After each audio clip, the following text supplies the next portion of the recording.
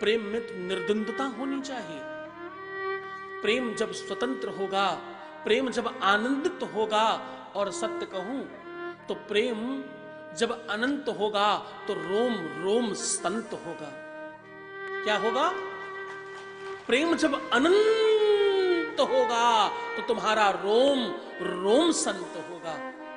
तो भक्ति पाना चाहते हो तो भगवान से प्रीति करो, प्रेम करो।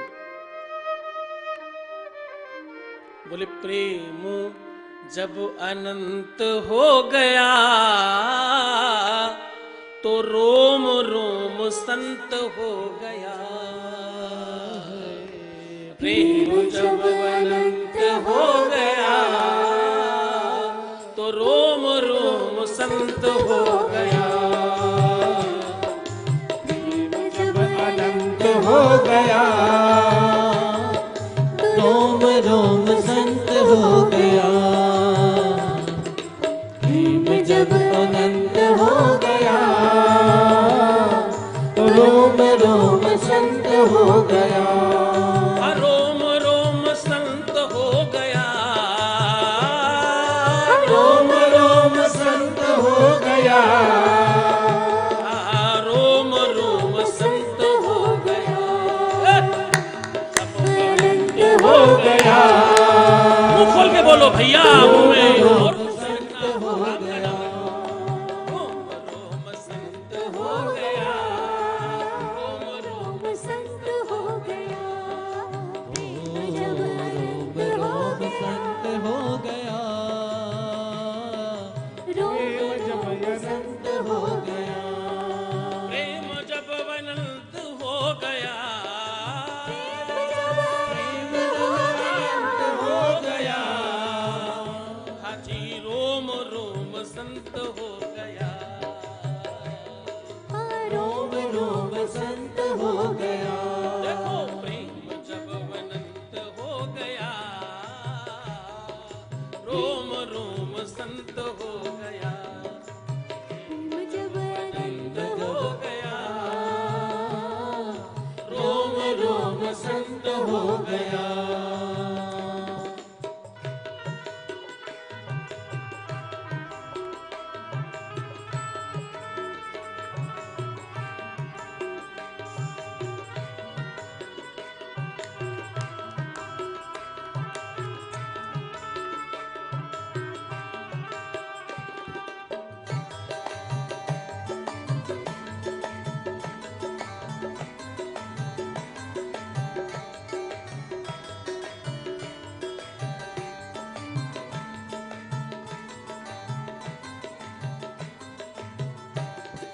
छाई हरियाली समस्त रोम रोम में। छाई हरियाली समस्त रोम रोम में। छाई हरियाली समस्त रोम रोम में। छाई हरियाली समस्त रोम रोम में। दिखते सिया राम जो व्यापक है व्योम में। दिखते सिया राम जो व्यापक है व्योम में। शुष्क हुए शुष्क हुए बरसात हो गए रोम रोम संत हो गया।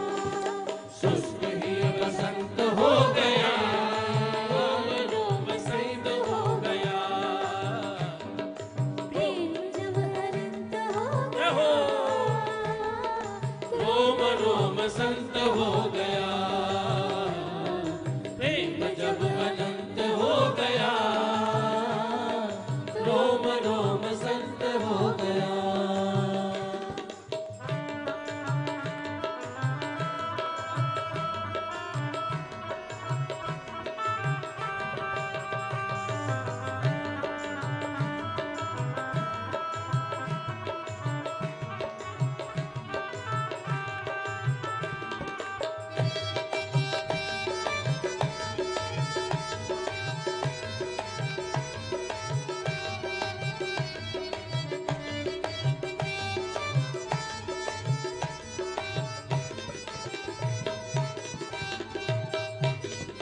दुनिया के नाते ना कुछ भी सुहाते। दुनिया के नाते न कुछ भी सुहाते।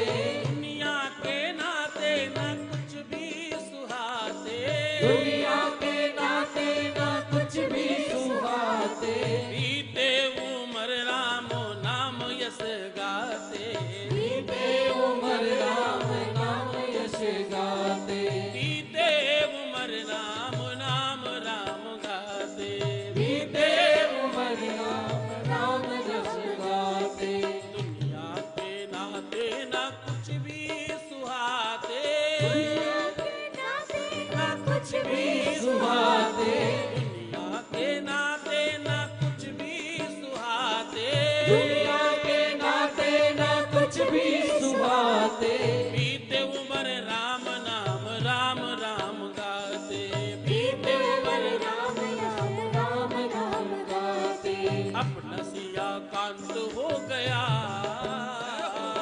अपना मन भी राम हो गया, रोम रोम संत हो गया, अनंत हो गया, रोम रोम संत हो गया, प्रेम जब अनंत हो गया, रोम रोम संत हो गया, रोम रोम संत हो गया, रोम रोम संत हो गया, रोम रोम संत हो गया, रोम रोम संत हो गया, प्रेम जब अनंत हो गया, रोम रोम संत हो गया, प्रेम जब अनंत हो गया, रोम रोम संत हो गया, आजी प्रेम जब अनंत हो गया, आजी रोम रोम संत हो गया, प्रेम जब अनंत हो गया, रोम रोम संत हो गया, प्रेम जब अनंत हो गया, प्रेम जब अनंत हो गया, ओ रोम रोम संत हो गया, प्रेम जब अनंत हो गया, रोम रोम संत हो गया, आजी रोम रोम संत हो गया, रोम रोम संत हो गया, रोम रोम संत हो गया, प्रेम जब अनंतता को स्पर्श करता है तो तुम्हारा रोम रोम संत हो जाता है। संत बनने के लिए वैसे तो 2 रुपए का रंग बहुत सफिशिएंट हो जाता है, साधु बाबा बनने के लिए 2 रुपए का रंग बहुत है। एक बाल्टी में पानी लीजिए, 2 रुपए का कलर लीजिए, उसमें घोल दीजिए और कपड़े रंग कर पहन लीजिए, साधु जी हो गया। लेकिन वास्तविकता में अगर तुम्हें संत होना है तो तुम्हारे रोम रोम में प्रेम की अनंतता का वास होना चाहिए, क्योंकि अनंतता में भगवंत का दर्शन है। अनंतता में क्या है? अंत में भगवंत का दर्शन है। इसलिए तुम्हें वो प्रीति ईश्वर के साथ करनी चाहिए। एक वृंदावन के संत हुए, वो बहुत पूजन करते, खूब बिहारी जी को सजाते, खूब श्रृंगार करते, खूब आरती भोग लगाते और खूब आनंद से भजन गाते और खूब पूरी भक्ति के साथ, पूरी प्रीति के साथ केशव को मनाते, खूब मनाते उनका। बाल भोग लगाते, दोपहर का भोजन कराते, रात्रि शयन कराते और वो सारी की सारी विधि परंपरा का निर्वहन करते। दूसरा उनके जीवन में कोई काम नहीं था। खूब सारी सेवा देखकर भगवान प्रसन्न हो गए। भगवान ने एक दिन मूर्ति के अंदर से झांक कर आवाज लगाई और मूर्ति से आवाज आई, बोले महात्मा आप कुछ मांग लीजिए अपने लिए, जो आप मांगना चाहते हैं, मैं आपसे प्रसन्न हूं। क्या? बोले जो मांगना चाहते हो महात्मा वो मांग लो, मैं प्रसन्न हूं। अब भैया हमारी तुम्हारी तरह कोई होता तो लंबी चौड़ी चिट्ठी सामने रख देता, 1 किलोमीटर वाली। संत रोने लगे। जैसे ये आवाज आई वो बहुत तेज रोने लगे और खूब चीख कर बोले, भगवान ये क्या कह रहे हो? आपने मुझे छोटा बना दिया, आपने मुझे सामान्य कर दिया। आज आपने मुझे अपने आप से दूर कर दिया। बोले एक तो मैं मांगूंगा है नहीं, और अगर कभी गलती से टूट जाऊं इस संसार के झंझावात में पड़कर, अगर कदाचित मेरा मन कभी डगमगा जाए, कभी स्थिति विषम हो जाए, तो ध्यान रखना, मैं अगर मांगू तुझे तो हरगिज न देना कुछ मुझे, वरना आशिक नहीं मजदूर कहलाऊंगा मैं, वरना आशिक नहीं मजदूर कहलाऊंगा मैं मजदूर हो जाऊंगा।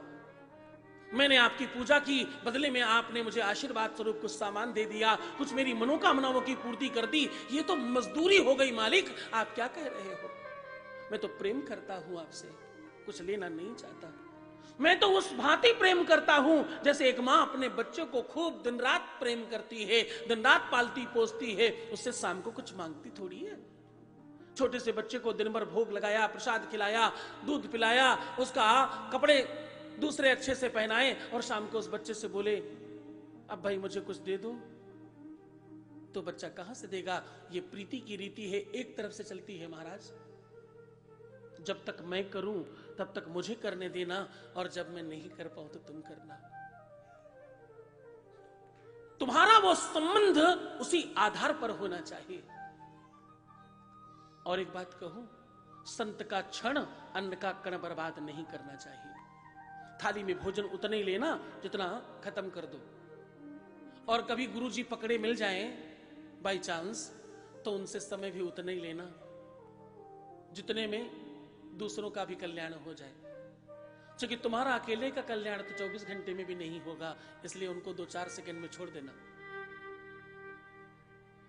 संत का क्षण और अन्न का कण बर्बाद नहीं करना चाहिए, क्योंकि दूसरा कुछ होता नहीं है ना। अन्न भी भगवान है और संत का क्षण भी भगवान है, क्योंकि वो जप और तप से बाहर निकलकर तुमसे वार्तालाप करने में अपना समय व्यतीत करेंगे, और ये तुम्हारे लिए भी अच्छा नहीं है। तो मैं तुम्हें निवेदन कर रहा था, शो महापुराण अगर तुम सुन रहे हो तो एक बात ध्यान रखना कि तुम्हारे हृदय में प्रेम होना चाहिए, तुम्हारे हृदय में प्रीति होनी चाहिए, तुम्हारे हृदय में देवादिदेव महादेव के प्रति एक अपनत्व होना चाहिए, ताकि ये भक्ति तुम्हारी उत्कृष्ट हो और श्रेष्ठ भक्ति बने, और ये अमलया भक्ति बने। तुमने भागवत में सुना होगा, भक्ति के वो पुत्र ज्ञान और वैराग्य। भक्ति युवा रहती ही तब है जब वो प्रेमा भक्ति होती है, उसके ऊपर प्रेम की चाशनी चढ़ती है तो वो जवान रहती है, अन्यथा भक्ति बूढ़ी हो जाती है।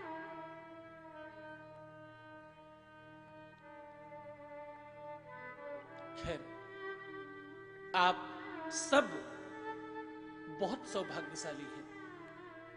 जब कोई इंसान किसी को चुनता है ना, तो वो ज्यादा से ज्यादा 5 साल के लिए संसद में जाता है, लेकिन देवादिदेव महादेव अगर चुनते हैं तो तुम 5 दिनों के लिए शिव महापुराण में आते हो। वो 5 साल से ये 5 दिन बहुत बड़े हैं। क्यों? क्योंकि उन 5 साल में तुम्हारा जीवन बदले न बदले, इन 5 दिनों में तुम्हारा जीवन जरूर बदल जाता है। सूत जी कहते हैं, सौनकादिक ऋषियों, कल राजा दक्ष की सबसे लाडली बिटिया का विवाह, सती का विवाह देवादिदेव महादेव से होना सुनिश्चित हुआ। अब जरा गौर से समझना, क्योंकि यह कथा कल विराम होगी, तो मैं अभी ही कहता चलूं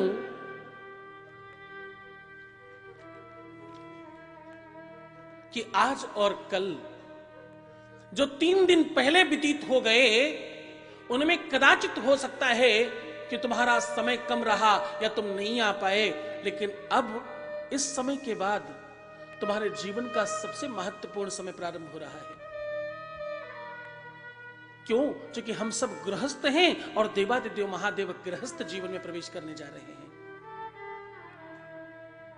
महादेव के 2 विवाह हुए, एक सती के साथ और एक गौरी के साथ, पार्वती के साथ।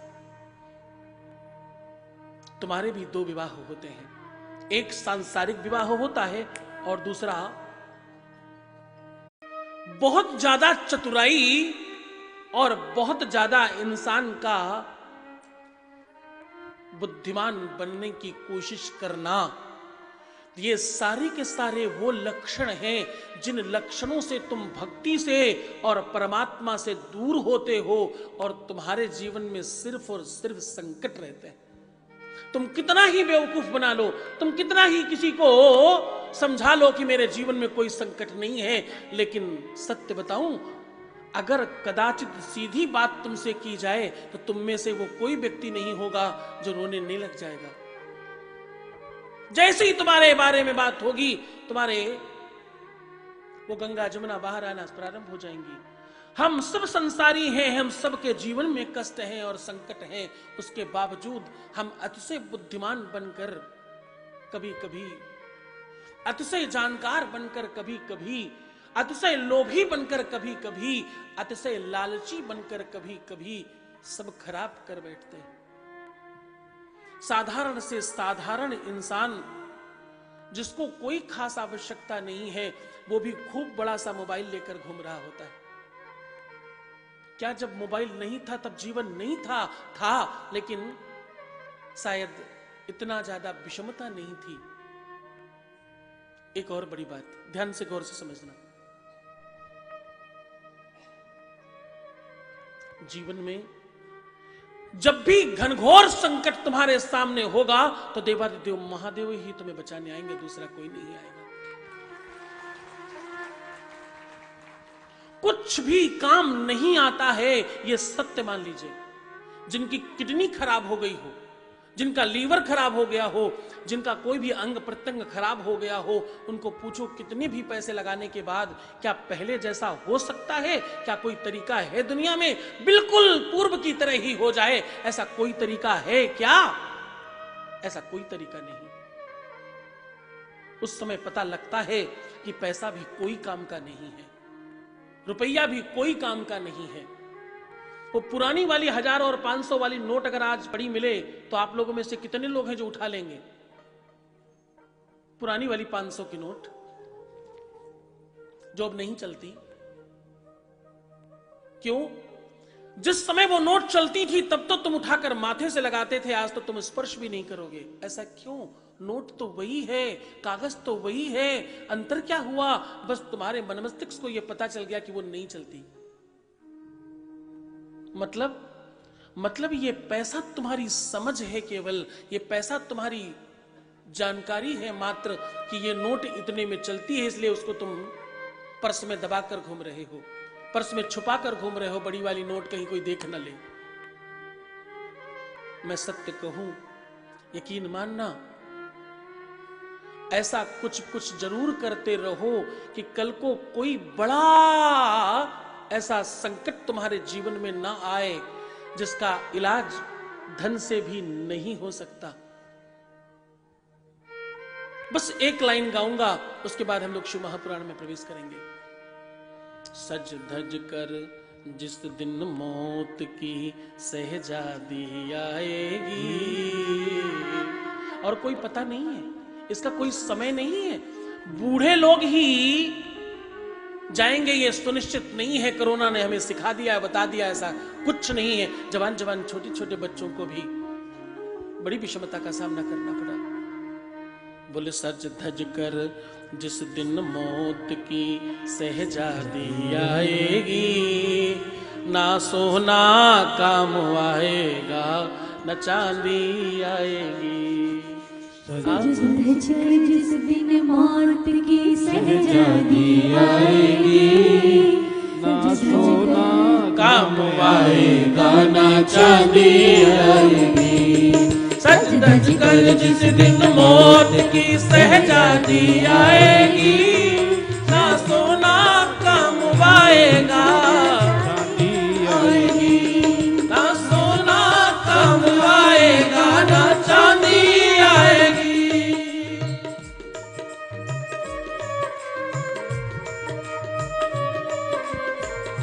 कुछ काम नहीं आएगा, ना वो कौन वाला तुम्हारा सोना बाबू काम आने वाला है, और न तुम्हारा पहनने वाला सोना चांदी काम आने वाला है, ना तो वो चांदनी रात काम आने वाली है, और ना तो तुम्हारे घर में रखी हुई चांदी काम आने वाली है।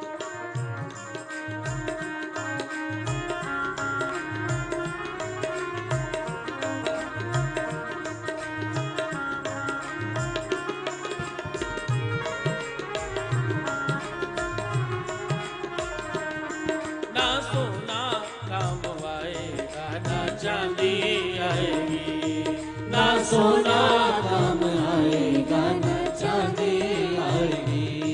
सज धज कर जिस दिन मौत की सहजादी आएगी, सज कर जिस दिन मौत की सहजादी आएगी।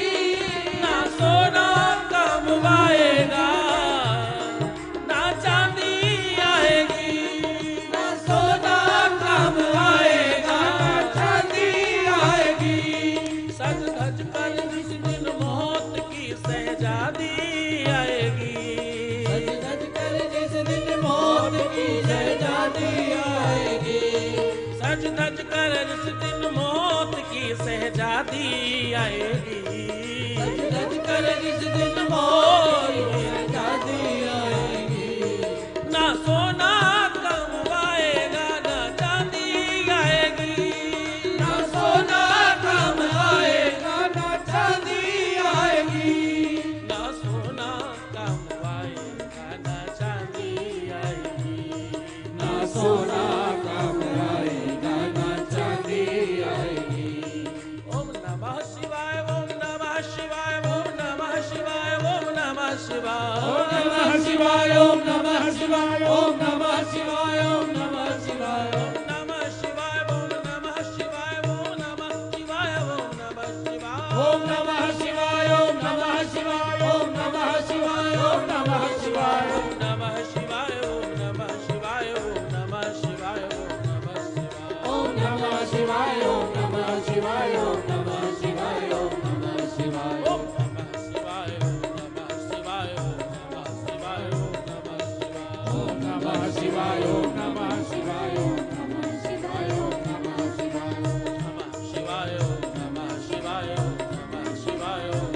शिवाय। ओम नमः शिवाय, ओम नमः शिवाय, ओम नमः शिवाय। ओम नमः शिवाय, ओम नमः शिवाय, ओम नमः शिवाय,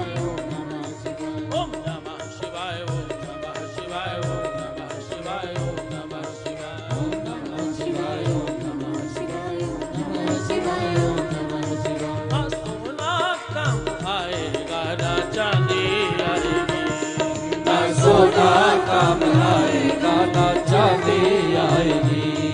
ना सोना काम आएगा, ना चांदी आएगी, ना सोना काम आएगा, ना चांदी आएगी। ना सोना काम आएगा, ना चांदी आएगी। सोना चांदी हीरा जवाहरात, ये कंकड़ पत्थर, ये सब यहीं रह जाएंगे। बोले धनानि भूमौ पशुवष्ट गोष्ठे, भार्या गृहद्वार सखा श्मशाने, और देहश्चितायाम परलोक मार्गे, धर्मानुगो गक्षत जीवयेका। क्या साथ जाएगा? क्या जाएगा साथ में? अगर सोना चांदी काम नहीं आएगा तो काम आएगा क्या? वो बता रहे हैं शिव महापुराण में। सोचिए, बोले धनानि भूमौ, धन और तुम्हारी जमीन, धनवानि भूमौ पशुवष्ट गोष्ठे, और भार्या गृह द्वार सखा श्मशाने। तुम्हारा पति या तुम्हारी पत्नी और तुम्हारे मित्रगण शमशान घाट तक सिर्फ, और तुम्हारा ये सुंदर ब्यूटीफुल हैंडसम शरीर, देहश्चितायाम परलोक मार्गे, ये देह भी तुम्हारी केवल चिता तक तुम्हारा साथ देगी। साथ कौन जाएगा? धर्मानुगो गक्षति जीवयेका। धर्म साथ जाएगा जरूर तुम्हारे, जो तुमने सत्कर्म किए होंगे, जो तुमने अपने बैग से पर्स से घिस घिस के 200 400 500 गलती से निकाल दिए होंगे, वो जरूर काम जाएंगे, वो जरूर तुम्हारे साथ जाएंगे। इस पूरी भीड़ में एक व्यक्ति ऐसा बैठा है जिसको मैं जब पूछूं तो एक ही बात कहती, महाराज पैसे वैसे की कोई कमी नहीं है। ऐसा नहीं कि उनके घर में 2-4-500 करोड़ है, लेकिन जब भी पूछूं तो एक ही बात कहती, महाराज पैसे वैसे की कोई कमी नहीं है, बस कृपा बनाए रखिए, महादेव की कृपा मिलती रहे, हमारा घर संसार सुखी रहे, बाकी सब बहुत आपका दिया हुआ बहुत है। और खूब आनंद से आगे बढ़कर 2,51,000 रुपए निकाले हैं। वो 500-500 घिस घिस कर ऐसे ऐसे नहीं किया उन्होंने अपने आप से, महाराज मैं तो करना चाहती। मध्य प्रदेश से पधारे, मैं चाहूंगा एक बार आप लोग करतल ध्वनि से इनका स्वागत करें।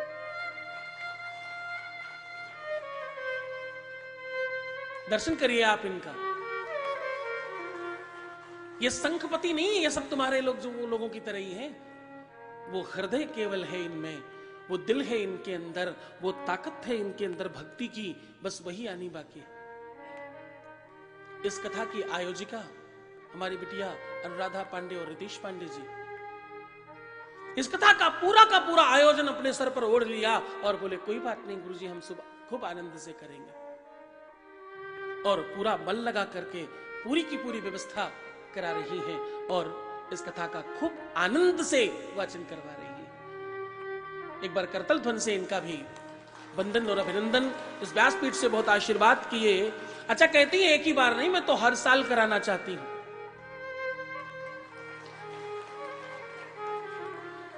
इस कथाओं के आधार पर मैंने घोषणा की थी कि मैं 1 वर्ष तक, मतलब 2023 में अभी सोचा है, बाबा ने चाहा तो मैं कभी ही दक्षिणा नहीं लूंगा, लेकिन अभी 23 की का तो संकल्प किया है। 2023 में मैं किसी भी कथा का कोई भी दक्षिणा नहीं लूंगा, केवल खर्चा छोड़कर। मेरे अपने शरीर का कोई खर्चा नहीं, आना जाना रुकना खाना पीना ये वो कोई खर्चा नहीं, कोई हेडन खर्चा नहीं। केवल और केवल ये जो हमारे साथ सेना चलती है इसकी व्यवस्था के लिए व्यवस्था करो और कथा कराओ। उसी श्रृंखला में कुछ कथाओं का आयोजन होने वाला है, वो आप लोगों को जरूर बताना चाहता हूं। एक 14 जनवरी से ग्वालियर में कथा है 5 दिन की।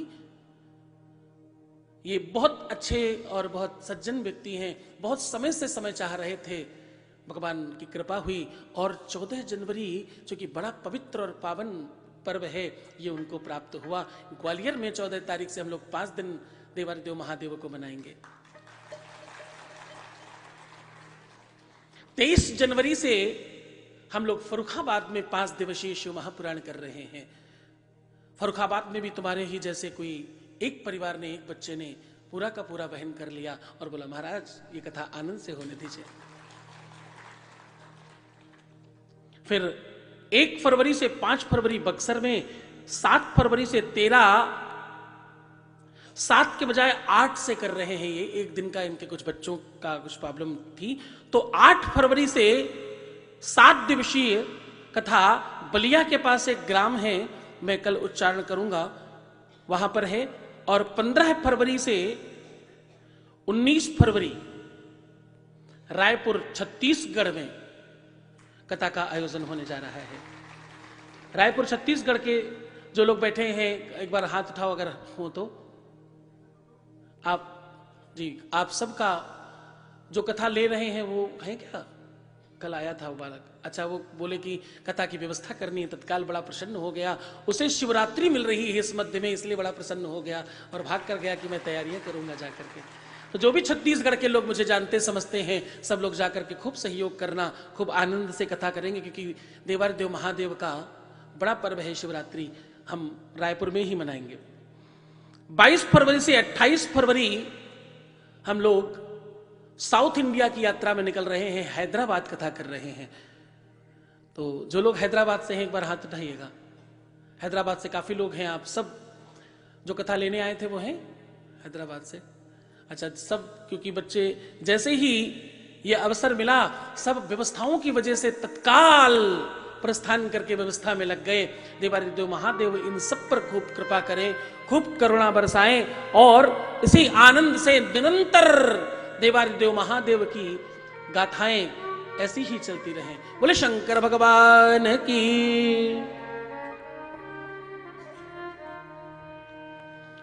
सूत जी कहते हैं सनकादिक ऋषियों,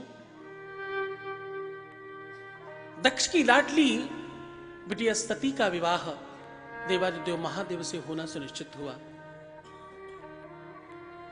और होना सुनिश्चित ही नहीं हुआ, अपितु यह पूरा का पूरा प्रसंग कल आप लोगों ने सुना। यह प्रसंग अपने आप में बहुत मार्मिक है। अपने पिता को वो दर्शन करा रही हैं देवी सती। अपनी माता के हृदय में भगवान शंकर के लिए भक्ति भर रही हैं सती। यहां से एक महत्वपूर्ण बात आपको समझनी चाहिए, केवल कथाओं का उपाख्यान नहीं, उसके अंदर उतर करके थोड़ा गोते लगाने की कोशिश करना। यहां एक बिटिया अपने पति का मान, सम्मान, अभिमान और स्वाभिमान जिंदा रखती है मैके में अपने। पूरी की पूरी वो श्रृंगार की प्रणाली अकेले करती है। ये दर्शन दे रही है सती। सती क्या कह रही? सती ये दर्शन दे रही हैं अकेले। ये कह रही हैं कि मायके पक्ष में एक बिटिया अपने पति का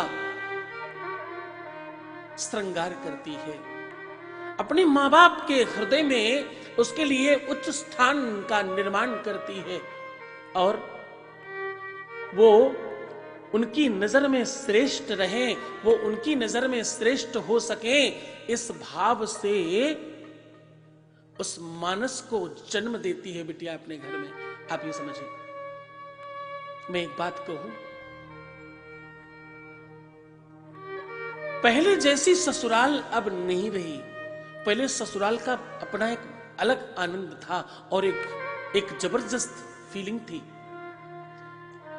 ससुराल जाते तो लोग एक दिन के लिए है और वहां से वापस आते 5-5, 10-10 दिन, 15-15 दिनों, महीने बर्बाद। अब तो लोग एक दिन के लिए जाएं और आधे दिन में ही वापस आ जाएं। ऐसी स्थिति हो गई। क्यों? क्योंकि अब वो परस्परता नहीं है। मायके में जो भी आपको बल प्राप्त होता है, गौर से समझना, बेटियों के लिए भी ये बहुत खास बात है। मायके में तुम्हारी अपनी इज्जत भी तभी ज्यादा बड़ी होगी जब तुम अपने पति की इज्जत बहुत बड़ी बनाओगी और अपने पति के लिए खूब ऊंचा स्थान निर्माण करोगे अपने मायके में। अपनी मां से, अपने पिता से, अपने भाई से, अपने बंधुओं से, अपनी सखाओं से, अपनी सहेलियों से खूब बढ़ा चढ़ा कर भी कहना पड़े, खूब श्रृंगार करके भी बताना पड़े। जैसे हम भगवान की कथाओं में श्रृंगार करते हैं कि भगवान के कानों में कुंडल है, आंखों में काजल लगा है, दिव्य सुंदरता है, खूब आभा मंडल सौंदर्य लग रहा है। इस तरह दिव्यता का दर्शन कराना खराब चीज का नहीं। बिल्कुल उस लेखक की भांति, जैसे लेखक अच्छी चीजों पर ध्यान देता है, बुरी चीज पर ध्यान नहीं देता। विद्यार्थियों के लिए एक श्लोक गाया जाता है, बोले काक चेष्टा बको ध्यानम स्वान निद्रा तथैव च ते सर्वे। और थोड़ा ध्यान समझना, काक चेष्टा बको ध्यानम स्वान निद्रा तथैव च, अल्पाहारी गृहत्यागी विद्यार्थी पंचलक्षणम, ये आप सबको भी आता होगा। लेकिन इसमें बड़ी खास एक बात है कि काक चेष्टा, कौवे की केवल चेष्टा ली गई। क्या लिया गया? कौवे की केवल चेष्टा ली गई। किस चीज के प्रति चेष्टा है वो छोड़ दिया गया। आप लोगों में से अधिकतर लोगों को पता होगा कौवे की चेष्टा किस चीज पर होती है, मालूम है ना? हाथ उठाना जिनको पता है। नागपुर बड़ा ज्ञानियों का शहर है, ऐसा नहीं करते।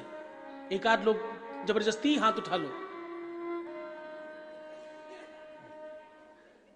कौवे की चेष्टा विष्टा की प्रति होती है। अब विष्टा पता है ना? एक बार हाथ उठाओ जिनको विष्टा पता है।